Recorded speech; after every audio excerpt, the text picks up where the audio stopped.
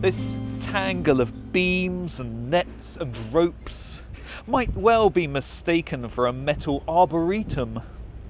But there are no caged robots here.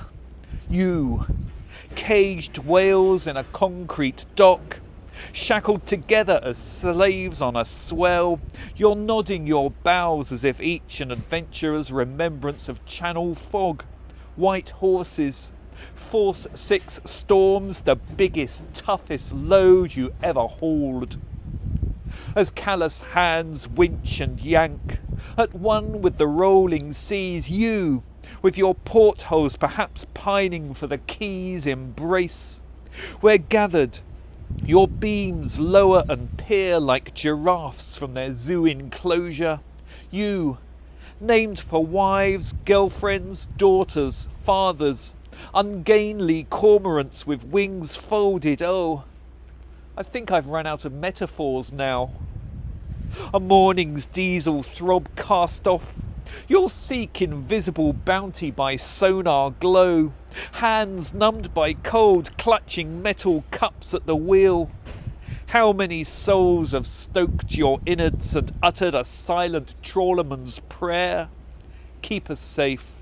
Return us once more. I have a life and a bank account, and Davy Jones is no friend of mine. And that, up there in the lines, is that a winch? Or a robot squirrel? The cold, the dark, the long hours, they do strange things to a soul. Solo skipper. Just for a moment, when you're out there, with the sun and the gulls and the sea, if you have time, you let out a sigh and think, I am my own boss, master of my destiny. I have grabbed the day and made it mine. I may be a solo skipper, a crew of one on the smallest boat in the fleet, but I'm part of something larger, a passion that is in my blood and in the souls of everyone in this town whose livelihoods and dreams are at one with the tides. It doesn't really matter what I catch, so long as it's got eyes and an arsehole. It's caught by me, from sea to shore, and sold by me, a lonely dot on the wild wide sea, from net to quay, yes, master of my destiny. Through winter squalls and the squawk of gulls, to the slap of waves on the bow and the hull, through summer sun and autumn fogs, to the warm embrace of this rock-clung port, this 60-year-old sturdy machine purrs and throbs like a living thing. When tides are rough and times are tough, and the day is an ache and you've had enough, tomorrow will be different, the sea less belligerent. And though I'm always vigilant, I'll feel that sweetness deep inside, enmeshed in belief and the usual eternal pride. 30 years, man and boy. For the sea creates sublime the mystery into which a sprinkling of science and good knowledge of fish behaviour, patterns, historical trends and tides. Like magicians, I am unable to divulge the secrets at the heart of it. Less moral skippers may learn from my methods. Nonetheless, let it be said that I often point my craft away from the fleet, tap into knowledge, and then return with bigger loads. Are you familiar with the methodology? And of course, a hint of guesswork. 30 years, man and boy. I've not done anything else. Got my sea legs, but even I spent the first 6 months spewing into a bucket. Had to hide it. Didn't want the others to think I was soft or not cut out for this. But the sunrise over the eastern sea when you stare up the channel, that can lift you.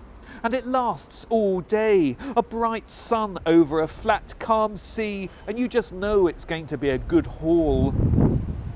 in the dead of night.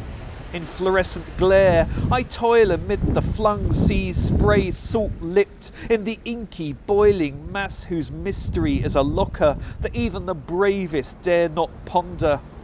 Treacherous death washed with every foam-topped wave. The craft itself rocking. You really don't want to think of the dynamics as the net slung each side reach down ever so into oblivion. There are mechanics at work here that can be truly frightening. You just don't want to think.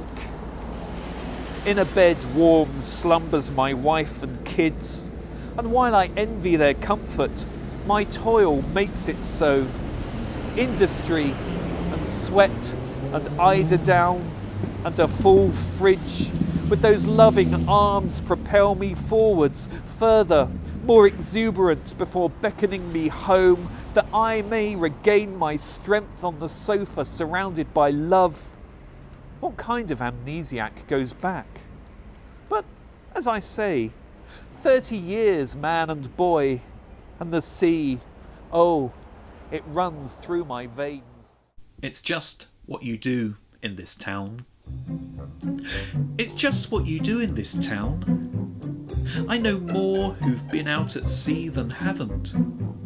I remember my old neighbour having a hospital appointment in Torquay. It'll be the first time I've left Brixham in 48 years, he said, on something other than a boat. The next time, I guess, will be in a coffin. A scream for the sea. Landlubbers, shipwrecks, grockles, ahoy! Climb the masts, in the brig, avast ye, ahoy! Breakwater, salt water, tide water, ahoy! Where are the giant squids? Where are the dolphin pods? Where are the lobster pots? Ahoy! And the trawlers, in their port, look like giraffes in the zoo. Ahoy! Salt encrusted, barnacle clung, metal rusted hull. Ahoy! This long concrete arm protects us from harm. Calm our harbour. Ahoy! We feel them deep inside, the tears of those who've died, washed ashore with every tide. Ahoy! Weary-legged trawler sailors, bearded boat captains, deck hands and net minders, ahoy! A bobbing anchored light, a rhythmic flashing sight, a beacon in the night, a buoy, a prayer for the wind, some salt for the soul, a scream for the sea, ahoy! Rough. We ride up, hold it there just for a second, then drop down, down, a tingle in your stomach, a grey, angry, foam-dotted wall, the vehemence of nature, how small we are. I find comfort in the smallest things, the sweep of the windscreen wiper. No matter how precarious, it just keeps on sweeping, it still does its job. After a while, you get into the rhythm, become at one with the sea. It sets out its rules, and you obey, though every now and then a freak wave, some dissonance, a jarring note to make sure you're paying attention.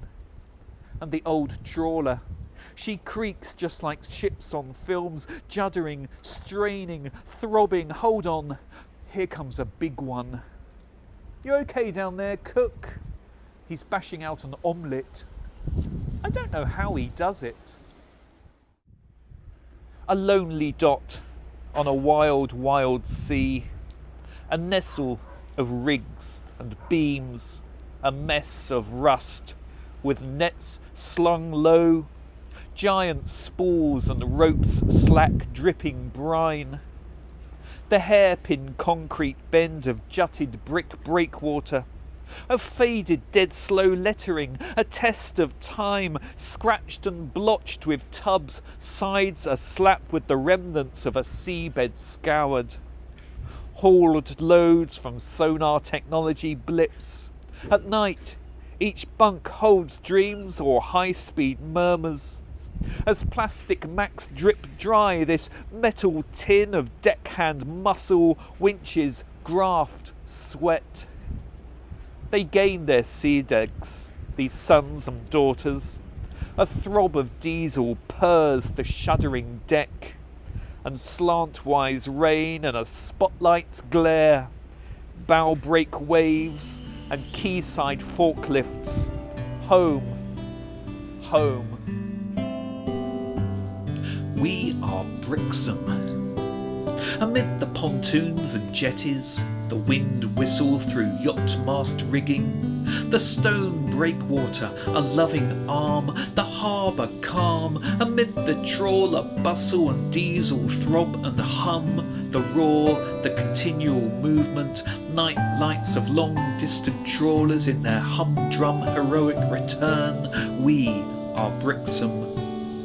Amid the labyrinthine narrow lane cottages kissing face to face over alleyway cobbles, amid the crafty cats and schools of sprats and bearded trawlermen in blue cloth caps, amid the grind and wheeze of autumn's first breeze, of chilled fingers numbed by winter's first freeze, we are Brixham. Amid the rust and plants and smuggling haunts and quayside pubs where sea legs find their own solidity on the moving deck of life itself, amid the gift shops and chip shops and ship holes and seagulls and old Father Time, his beard soaked in brine, we are Brixham. Amid the local law, the drunk pub bore, the concrete remnants of the Second World War, the plastic floats, the high-vis coats, the loaded totes from chugging boats, the sea serene, the seascape scene, the holiday dreams of vanilla ice cream, the trawler beams, the harbour walls, midnight pub brawls, the pirate ghost ghouls, the mechanic with his tools, the people, the town, the community, and life. We